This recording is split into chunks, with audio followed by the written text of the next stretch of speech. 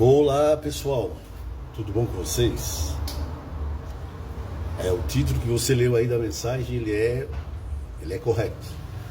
Tirando João Batista do manicômio. João Batista no manicômio? Manicômio. Sim. Por quê? Já é o indício daquilo que eu quero falar. Quando você vê um filme bíblico na TV, você vê quando está incluído o Novo Testamento, João Batista, por aí por diante. Você vê o João Batista como um maluco, né? Aquele homem barbudo, cabeludo, parece até se babando, vindo do deserto, correndo e gritando contra todo mundo, como se fosse um louco. Pode ver. Todos os filmes que o personagem João Batista aparece, ele aparece sempre como um louco extremista que fica atacando as pessoas com a sua agressividade nas palavras. Eu até penso que, como hoje eu tenho certeza e prova de que muitos que pregam coisas que aprenderam dos filmes e dos Simpsons, né? Já escutei pregador falar no púlpito que os Simpsons estão anunciando a volta de Jesus, né? Eu tenho certeza que tem pregador que já não vai tanto na Bíblia, mas ele vai no filme, no Simpsons. Eu tenho certeza também, então, que muitos já estão falando do João Batista de Hollywood e não da Bíblia. Por quê? Porque o que nós conhecemos hoje, por intermédio de algumas pregações, é que João Batista era o quê? Era o pregador do cajado, aquele pregador que falava a verdade e que confrontava e que não tinha medo e que a pregação era dura. A pregação de João Batista era raça de víboras, né? A igreja, pelo menos a igreja que não examina, como os bereanos, que não examina a Bíblia, eles criaram um estereótipo de João Batista na mente, que realmente João Batista era um pregador áspero e austero, né? Que dizia para Herodes: não te é lícito possuir a esposa do teu irmão. Bem, vamos ver o que a Bíblia diz. A missão de João Batista ela é anunciada por Isaías, né? Lá no Antigo Testamento, há centenas de anos antes do nascimento. Então o Espírito Santo, por intermédio de Isaías, já dizia que João Batista seria a voz do que clama no deserto. Qual seria a sua missão? Preparar o caminho do Senhor. Preparar. Nivelar. Aplainar. Converter o coração dos pais aos filhos e dos filhos aos pais. Preparar o caminho tem tudo com uma situação antiga, quando uma cidade ia ser visitada por um rei. Havia alguns emissários que iam na frente preparar o caminho para o rei. Ou seja, eles eles tomavam conta de tirar as pedras grandes do caminho. Se o caminho real ou a estrada, porque não era uma coisa comum como a nossa aqui, estrada asfaltada para tudo quanto é lado, não, tinha aquela estrada principal, às vezes tem a estrada real. Então o que tinha de buraco muito grande, muito significativo, era aplainado, botado areia, tapado o buraco, tirado as pedras, nivelado a estrada, para que a comitiva real não tivesse nenhum imprevisto e com isso um dano do rei cair da liteira. Esta era a missão de João Batista. E também o quê? Reconciliar a família, unir as famílias, converter o coração dos pais aos filhos e dos filhos aos pais, unir a família e preparar o caminho para que o Senhor chegasse até nós. Pronto, primeiro anúncio e pré-anúncio de João Batista não fala nada de austeridade, de agressividade, de pregador durão. Agora vamos lá para o Novo Testamento, quando ele surge. João Batista, quando surge, ele surge tão carismático. Carismático, sim, carismático. Não é esse maluco aí da TV. Ele é tão carismático que ele atrai todo o Israel até ele. E todos começam a cogitar que possivelmente ele possa ser o quê? O Messias. Vem todos. E agora, nas suas pregações, nós vamos tirar um pouco do caráter verdadeiro de João Batista por intermédio da Bíblia. Herodes, a realeza, o governo, todos eles ouvem falar de João Batista. E Herodes, principalmente Herodes, que é aquele que é repreendido por João, porque Herodias, que era a esposa de Filipe, Herodias deixou Filipe e Herodias se casou com Herodes.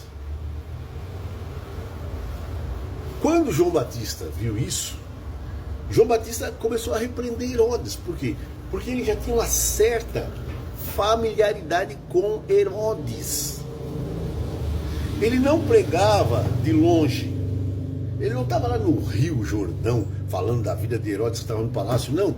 De uma certa forma ou de outra, a Bíblia dá-nos a entender que eles chegaram a ficar próximos, porque João Batista dizia assim, ó, não te é, ou seja, alguém que está próximo, que vai receber diretamente a minha palavra. Não te é lícito possuir a esposa do teu irmão. Herodes ouviu isso de João Batista quantas vezes? Várias vezes.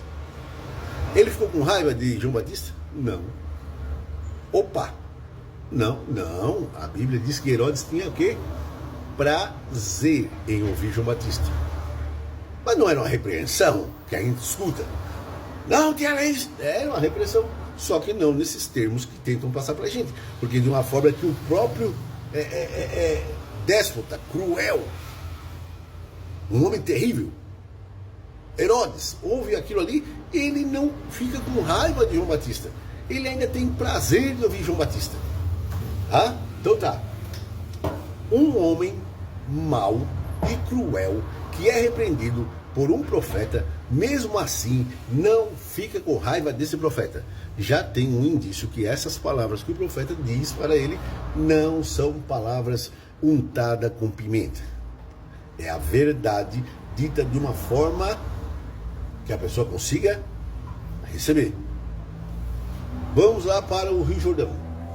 No Rio Jordão, ele prega o arrependimento, porque está perto a chegada do Cordeiro de Deus. Ele anuncia a chegada do Cordeiro de Deus. Ele não tem aquela pregação que é um conselho, não é uma exposição da verdade, mas é um conselho, que fica dando um conselho para dentro da vida particular das pessoas. Vai ouvir uma mensagem, não é uma mensagem, não é uma exposição da palavra de Deus, é um conselho, como comprar um carro, como vender uma vaca, como fazer não sei o quê. Ele não é assim. Ele começa a fazer certas pausas na exposição e começa a ir para assuntos particulares quando isso é exigido dele. Primeiro, os fariseus mandaram representantes lá. Para quê? Para tentar investigar quem era João Batista. Não para receber a mensagem e se submeter à ordem que Deus estava passando. Não. A multidão fazia isso. Mas os representantes dos fariseus não. Eles chegaram lá. E quando João Batista viu eles chegarem lá, João Batista, que tinha discernimento do Espírito Santo, percebeu que eles não queriam ajeitar a sua vida com Deus. O que eles queriam é especular. Então João Batista fala para eles assim, ó, raça de víboras, quem vos ensinou a fugir do julgamento vindouro? Produzir. Olha só o que ele diz, hein? Ele ainda dá um conselho: produzir por frutos dignos de arrependimento. Ou seja, se vocês produzirem, eu batizo vocês também. E não fiquem aí com esse orgulho nacionalista de ser judeu. Sou judeu. Que até das pedras Deus pode tirar judeu.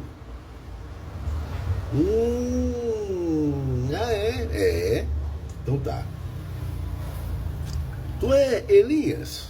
Não. Tu és Jeremias? Diziam eles. Também não. Tu és o quê?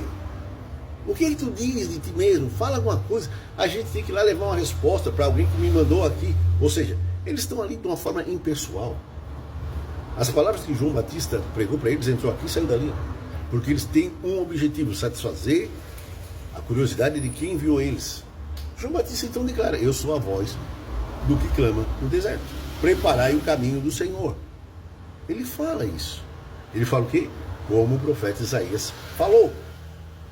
Os fariseus vão embora. Ele continua a pregar. Já está posto o machado à raiz das árvores. E toda árvore que não produz bom fruto será cortada e lançada no lago de fogo, ou no fogo. Eu batizo com água, mas virá outro aí que vai batizar vocês. Não com água, do Espírito Santo. Não são palavras agressivas. Nem mesmo a advertência da árvore infrutífera ser cortada. Não são palavras que agridem ninguém. É a exposição da verdade que João Batista retomou a pregar. Até que aparecem soldados romanos. E agora nós vemos o caráter de João Batista. Porque agora eles interrompem João Batista e perguntam para João Batista: e nós, João Batista, o que nós devemos fazer para ser salvo? Sabe a nossa condição de soldado? O que João Batista disse a eles? Olha, interessante. Não exijam mais do que o salário de vocês. Não fique extorquindo ninguém, tá? Se contente com o salário de vocês. Se contentar com o salário é só o que nós precisamos fazer, João Batista. Ah, não, falei. Não, agora alguma coisa errada não está certo. É isso. Palavra suave, é? Sim, suave. Para quem? Para indivíduos que não eram lá muito boa gente, não. Porque você se lembra quando Jesus falou assim, ó, para os discípulos: quando alguém exigir que tu ande com ele 1 milha, ande 2. Sabe o que Jesus está falando? Indiretamente, todos eles entenderam, claro. Está falando dos soldados romanos, que muitas das vezes terminavam um turno ou iam começar um turno e teriam que ir até o seu posto, e o posto ficava 2 milhas, 1 milha, meia milha. O que ele fazia? Simplesmente, aquela bagagem que ele levava lá, pesada, ele pegava um judeu qualquer, que ele olhava ali que tinha mais ou menos um porte físico mais ou menos bom, enchia de tapa na cara, botava a carga com o judeu e obrigava o judeu a levar essa carga dele até o posto que ele ia começar a trabalhar ou tinha saído de serviço. Aí Jesus chega para os judeus e diz assim: não, se te obrigarem a andar 1, vai 2. Disse ele: não, eu vou mais longe. Tá? Esses eram os homens que João Batista estava dizendo: não só se contente com o salário de vocês. Que mensagem pesada é essa? Hã? Eu não vejo mensagem pesada nisso. Então, depois aparece Jesus.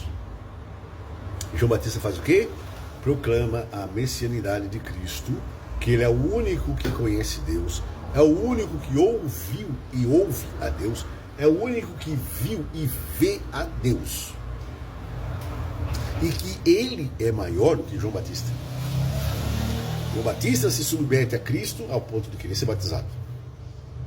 Mas Jesus fala de uma justiça que tem que ser cumprida. Finalizando, João Batista, ele diz para os seus discípulos: olha, é ele que é o Cordeiro.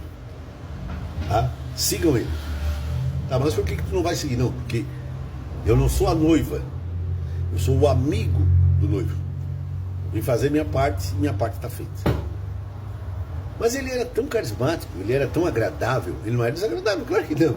Ele era tão agradável que mesmo com Jesus inaugurando seu ministério, com parte de discípulos vindo de João Batista, uma boa parte ainda continuou com João Batista e não foi com Cristo. João Batista ele continuou com um ministério paralelo, sendo auxiliado por discípulos, mesmo após ter dito para os seus discípulos: é ele que é o Cordeiro. É ele, não sou eu. Ele é a luz verdadeira. Eu sou uma luz temporária. Mas mesmo assim os discípulos não deixaram dele. Por quê? Era um pregador cruel, um pregador que batia em todo mundo, que... gente, se fosse um pregador desagradável, ele dizia, ó. Agora João Batista vai o quê? Preso. Por quê? Herodias está querendo matar João Batista. Não é Herodes, é Herodias, tá? Herodes não tem João Batista preso, como tem um pregador particular. Vai lá, escuta, e gosta de ouvir a mensagem. Há até mesmo uma certa simpatia entre eles. Eu vejo que o João Batista não trata Herodes com tanto rigor, da mesma maneira que Jesus não tratou Pilatos. Houve um diálogo com Pilatos. Herodes, quando é ludibriado por Herodias, por causa de Salomé e da promessa que ele fez, diz a Bíblia que ele fica o quê? Muito triste. Então tem alguma coisa errada aqui. Um pecador como Herodes ficar triste porque um homem que fala a verdade na cara vai ser morto, tem alguma coisa errada. Tem, no sentido que os pregadores apresentam João Batista, porque essa tal de verdade é uma verdade subjetiva, não é a verdade bíblica. A verdade bíblica é Jesus. Jesus é a verdade.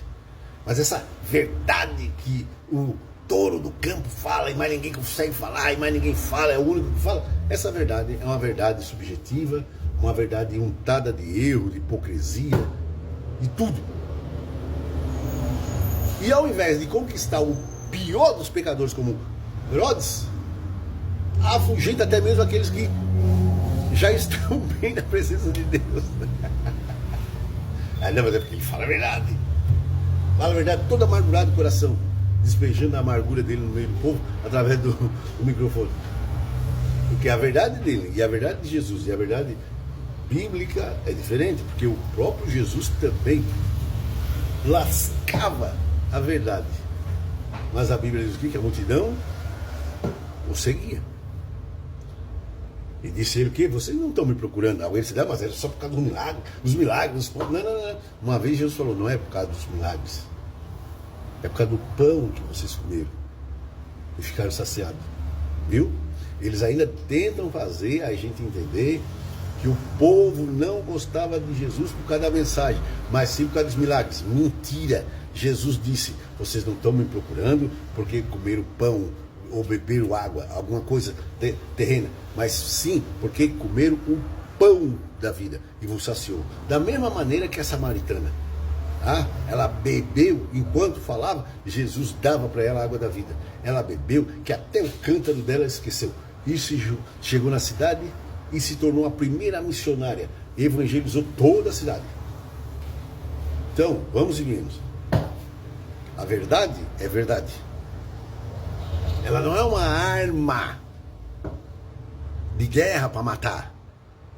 Ela é neutra e ela só revela o fato real em si. Isso se chama verdade. Ok?